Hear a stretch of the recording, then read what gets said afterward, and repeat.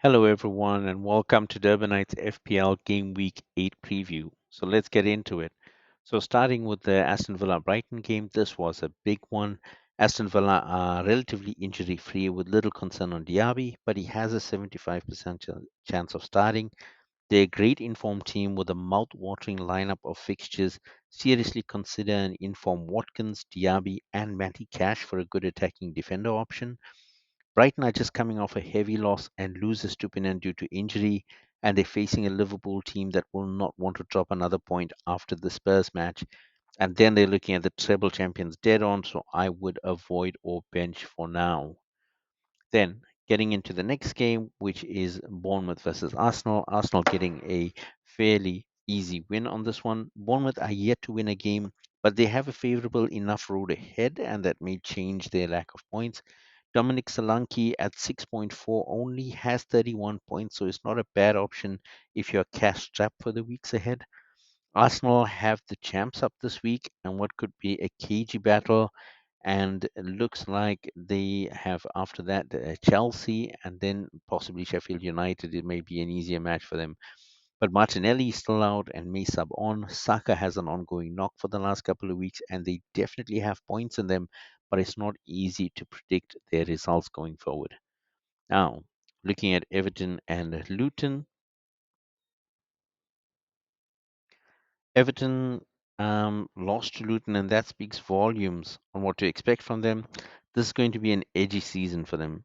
Dominic Calvert-Lewin is scoring consistently, though, and at 5.8, he is easy on the pockets, but the fixtures ahead for Everton are not. Morris was a good choice for managers in the double game week, but not recommending him considering the three fixtures ahead. He does score, albeit infrequently, so maybe no rush to transfer him just yet, but I wouldn't recommend to transfer him in at this moment in time. Looking at the next game, so like the title says, man cry, there were a lot of men crying after this result. Following a midweek win against Crystal Palace in the Carabao Cup, United lose deservedly to Palace at Old Trafford. An otherwise uninspiring game, but an awesome goal and clean sheet by Joe Jim Anderson. Add those woes to an existing injury woes list for United. Upcoming fixtures, I would recommend shelving all their players until their form picks up. Although Rasmus Højlund with a brace in Europe may be an option. For Palace, maybe Anderson, Eze, and Edward have some points in them this week, but with the rampant Newcastle and Tottenham coming up, I'm not recommending them. So, looking at Newcastle and Burnley, Newcastle are on a roll in the Premier League and Europe. They are without Anthony Gordon this week, who is suspended until the 21st, and Callum Wilson has a knock that may rule him out. Miguel Almiron has hit great form though, so would consider him as a great value replacement at 6.3 with reasonable fixtures. If you don't have Trippier yet, there is still time. He is on sublime form. I will cover Burnley later in this video. West Ham have just accomplished the greatest ever European run by a Premier League team with 17 games unbeaten. That being said, Newcastle are a daunting prospect. Areola has been good between the sticks, and Jared Bowen and James Ward-Prowse are really linking up well. No other callouts for them. Sheffield United are struggling with only one player scoring more than 20 points over all 7 games so far. Avoid at all costs, in my opinion. Wolves achieved the impossible task last week, beating Manchester City, but that was more due to City missing Rodrigo, holding um, that exposed them to Wolves' quick attacks. I've called out Neto and Cunha before, and still worth a shout. Man City have their roughest patch ahead, so after dropping points to Wolves, they now face last season's challenges before hot and cold Brighton and then the Manchester Derby. Maybe caution on relying on these proven point scorers. So looking at the next one, which is Spurs and Liverpool. So one of the most controversial games this season with a terrible VAR decision going against Liverpool that ruined their undefeated run. But that being said, both teams are looking at a good 3 weeks ahead to attack Arsenal and Manchester City at the top. Spurs has a few injuries, but not to any regular starters. Look to Son and Madison for goals and possibly solid defensive points from Vicario, Udogi, Porro, or Romero. For Liverpool, Diogo Jota is out due to his suspension and Gakpo has a knock, But after Salah's first disappointing return this season, possibility for that midfield to score via Salah, Luis Diaz, and Soboslai. Moving on to Forest versus Brentford. Forest have a few good weeks ahead. Awoni is probably the best call out from that lineup, although his points don't say it. Serge Aurier and Ilanga could also be dangerous at 5 or less. Brentford have gone off the boil. After a fast start to the season, both Wissa and Buemo have given poor returns over multiple weeks, and with on paper Manchester United and Chelsea, that just could add to their troubles.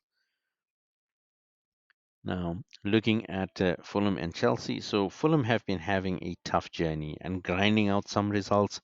Best call outs are Bernd Leno, at least for the next week, and Andres Pereira that can score. Chelsea have squandered a lot of their favourable fixtures on paper, and this week need to deal with a buoyant Burnley, a hungry Arsenal, and a complacent Brentford. So Chelsea's form is such that not a single Durbanite chose any of the goal scorers from this team. Same advice for this week. I would avoid until they get some kind of serious form going for them. Now, looking at the last game, which is Luton and Burnley. So, this was a catch up game, including the double game week. Let Burnley get their first win of the Premier League season. Lyle Foster is back, so he might be one that you want to include in your team. As you can see, Carlton Morris from last week played 2 games, got a goal in one, didn't get one in the one against Burnley. He's not that reliable. Both of these teams are sort of firing hot and cold. And if you look at the next 3 weeks, Luton looking at Spurs and Aston Villa, and Burnley looking at Chelsea and Brentford, I think I would avoid players from these teams. Now, looking at the fixture rating for the next 3 weeks, there's some very interesting call outs here.